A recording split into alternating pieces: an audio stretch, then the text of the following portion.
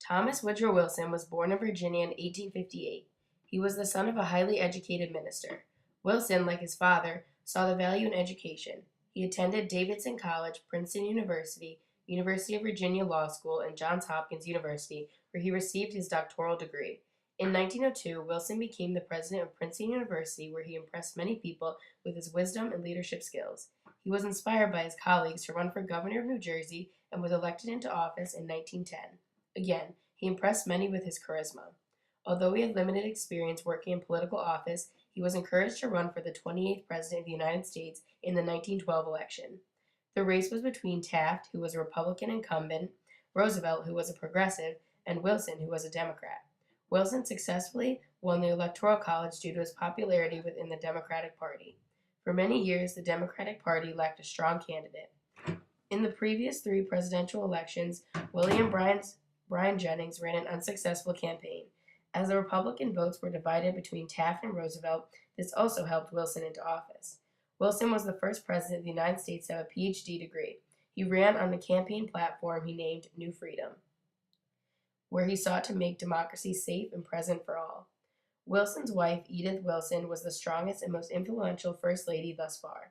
Her presence became apparent when Wilson, due to the pressure and exhaustion of president, suffered from a stroke during his second term that nearly killed him. In 1919, Wilson was awarded the Nobel Peace Prize as a result of being the leading architect of the League of Nations. He served as president from 1913 to 1921 and died in 1924.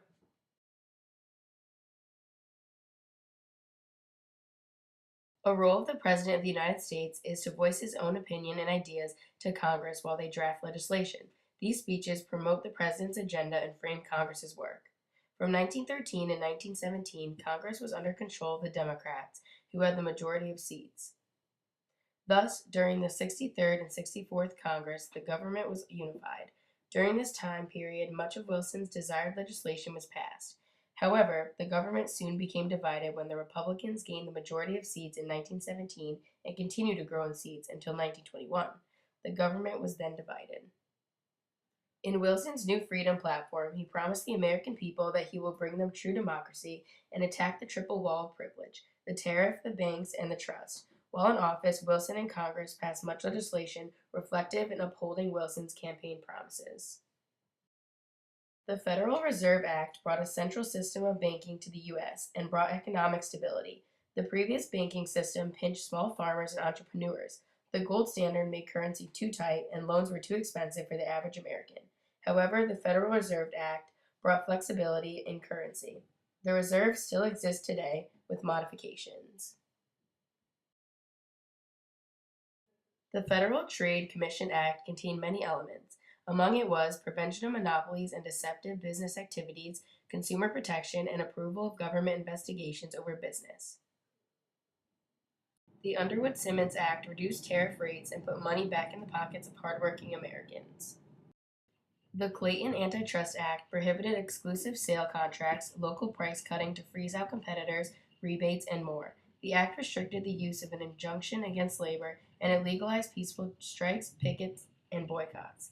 Wilson saw any trust as bad, unlike Roosevelt, who saw some trust as good while others bad. The Federal Farm Loan Act provided loans for farmers, allowing small farmers to compete with the large corporate farmers in the market. Wilson also advocated for better work conditions. The Adamson Act limited workdays to 8 hours in factories. The Keating-Owen Act of 1916, although repealed by the Supreme Court in 1919, prohibited the sale of goods made by children under the age of 14. Wilson was also an advocate for women's rights. In the beginning of Wilson's presidency, he used the unified government to get much of his promised legislation passed and steamrolled over opposition. Wilson had a strong relationship with Congress and worked well with the members. All presidents prior to Wilson would submit a written State of the Union address to Congress. However, under Wilson, this changed. He set a precedent that all future presidents followed. Wilson delivered the first State of the Union address as a speech before Congress. Despite the drop-off in helping create legislation later in his presidency due to his illness, Wilson receives an A as a chief legislator because he and Congress passed much legislation and achieved nearly all of his goals. The legislation passed under Wilson is reflective in the laws existing today.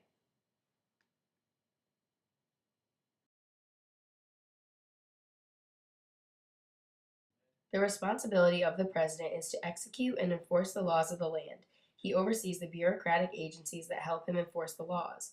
Wilson was a popular president who was a strong leader, organized, knowledgeable, and motivated, especially during times of war. He expanded the presidential powers.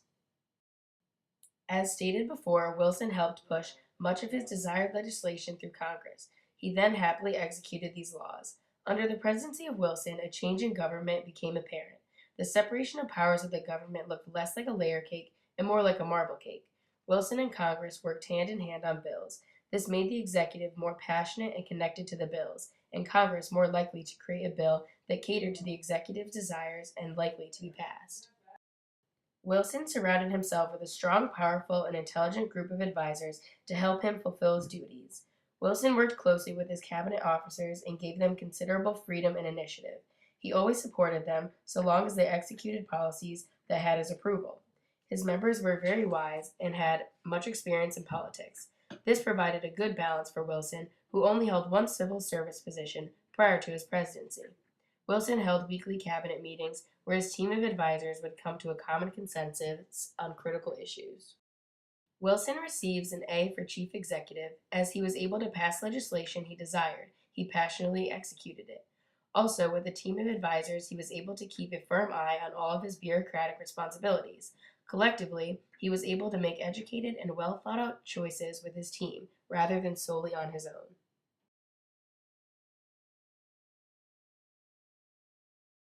The role of the chief of party is to help members of the same political party get elected or appointed into office. Wilson was a progressive president who ran on the Democratic ticket. For the first time in decades, he was a strong Democratic candidate who brought power back to the Democratic Party.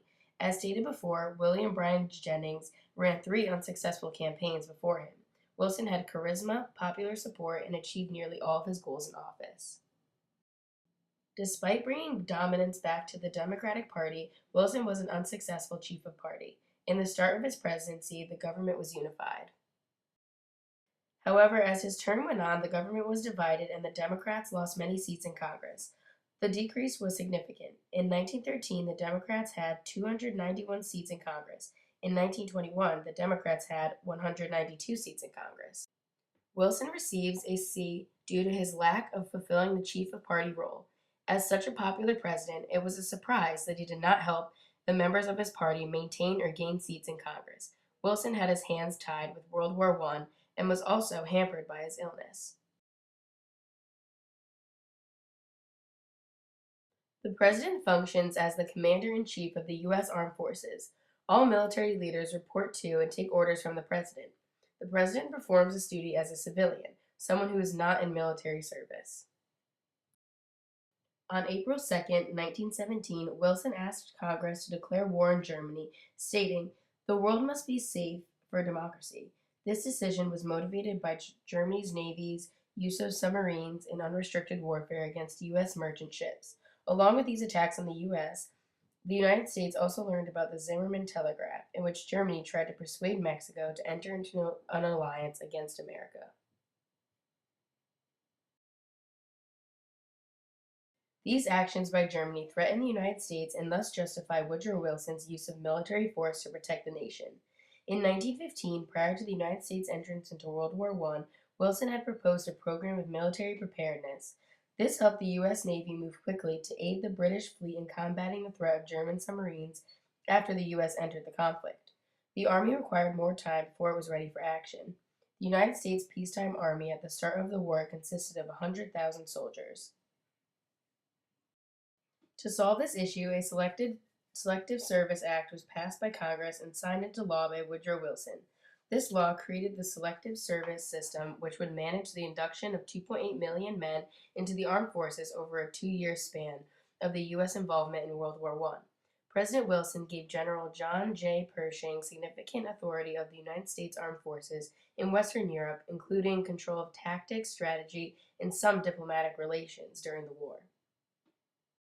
For responding to the threats posed to the nation by Germany during World War I and greatly expanding the size and strength of the U.S. military, Woodrow Wilson receives an A in fulfilling his role as Commander-in-Chief.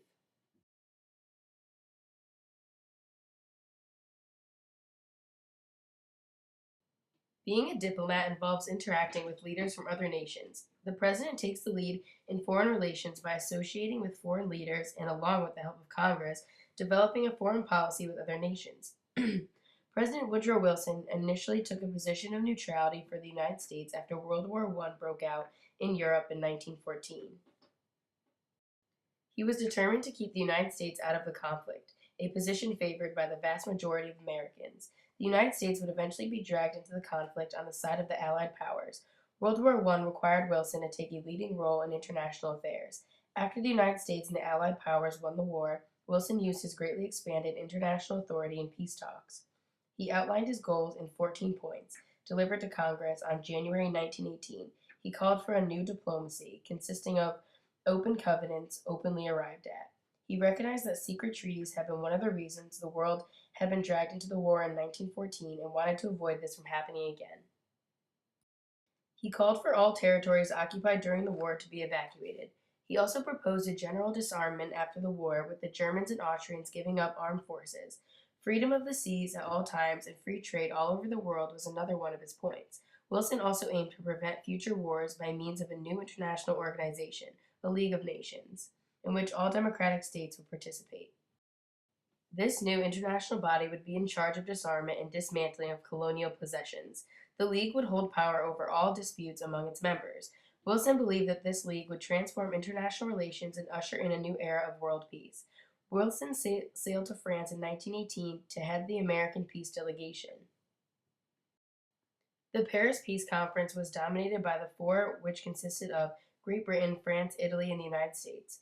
Faced with the determined insistence of Allied leaders to punish Germany with heavy reparations, territorial occupation, and total disarmament, Wilson was forced to compromise on most of his points.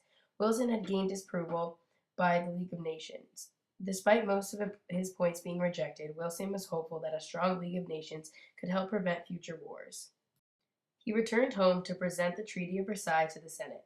The treaty was met with stiff opposition at home by isolationists who feared it would lead to permanent global involvement. Others felt that the League would limit the power of the United States in determining its own affairs. The treaty was ultimately rejected by the Senate, and the United States never joined the League of Nations. President Wilson played an integral role in foreign affairs after World War I and expanded the president's role as chief diplomat. He envisioned the League of Nations and participated in the post-war peace talks in Paris. Despite his participation in foreign relations, much of his diplomatic goals were rejected by the Allied powers as well as Congress. For this reason, we will be giving Woodrow Wilson a B for his role as chief diplomat. In this role, the president is concerned with unemployment, high prices, taxes, business profits, and the general prosperity of the country. The president does not control the economy, but is expected to help it run smoothly. During his first term, President Woodrow Wilson saw many economic reforms. The Clayton Antitrust Act was a law that specified and outlined unfair and illegal business practices such as price discrimination, agreements prohibiting retailers from handling other companies' products, and agreements to control other companies. It was a stronger piece of legislation than other antitrust laws because it held individual officers of corporations responsible if their companies violated the law. It also included a clear set of guidelines that corporations had to follow to ensure legal business practice. Wilson created a new trust-busting approach by promoting competition through the Federal Trade Commission. The FTC effectively restricted unfair trade practices and enforced the 1914 Clayton Antitrust Act. Wilson also supported the United States Revenue Act of 1913, which reimposed the federal income tax following the ratification of the 16th Amendment.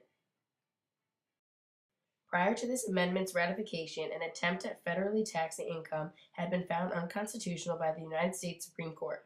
Under the Revenue Act, the incomes of families exceeding $4,000, as well as individuals' income exceeding $3,000 or more, were subject to a 1% federal tax. The measure provided a progressive tax structure, meaning that high-income earners were required to pay higher tax rates. Within a few years after the Revenue Act was implemented, federal income tax replaced tariffs as the chief source of revenue for the government. Additionally, it lowered basic tariff rates from 40% to 25%, the lowest they had been since 1857. It taxed goods based on proportion to value, and some industrial and agricultural materials had a 0% tax rate. The reductions of tariffs were intended to lower the cost of living for the middle and working classes. Woodrow Wilson helped to pass the Federal Reserve Act. This act allowed the private banks to control 12 regional Federal Reserve banks and place controlling interests in a central board to be appointed by the President and with Senate approval. The new system began operation in 1915 and played a significant role in financing the Allied and American war effort. The act intended to make the United States banking system more responsive to national economic conditions after the nation had been in an economic recession during 1913 and 1914. This recession ended after the start of World War I. President Woodrow Wilson's fiscal, monetary, and tax policies had a major impact on the nation. It led to reliance on federal income tax as a means of government revenue and the Federal Reserve to create monetary policy to provide the nation with a more stable financial system. President Wilson receives an A in performing his role as guardian of the economy.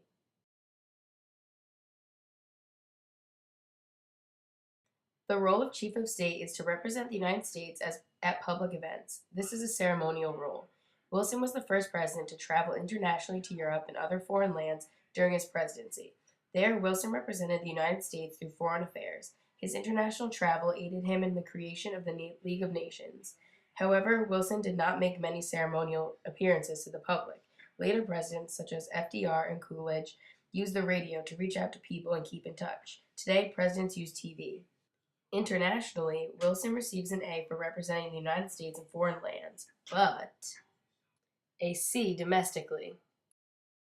Comparatively speaking, President Obama often fulfills the role of Chief of State. He goes to popular lunch spots where he meets and shakes hands with average citizens. He invited the UConn men's basketball team to the White House after they won the national championship. However, with advanced technology, it makes connecting with people today easier.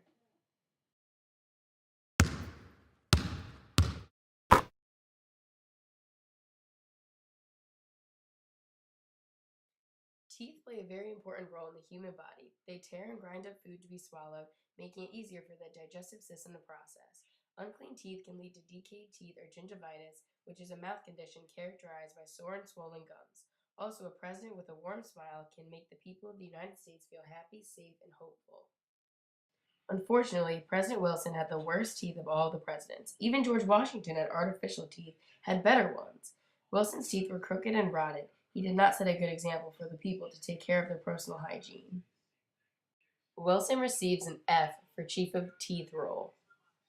Overall, President Wilson receives a B- based on the way he fulfilled his presidential responsibilities.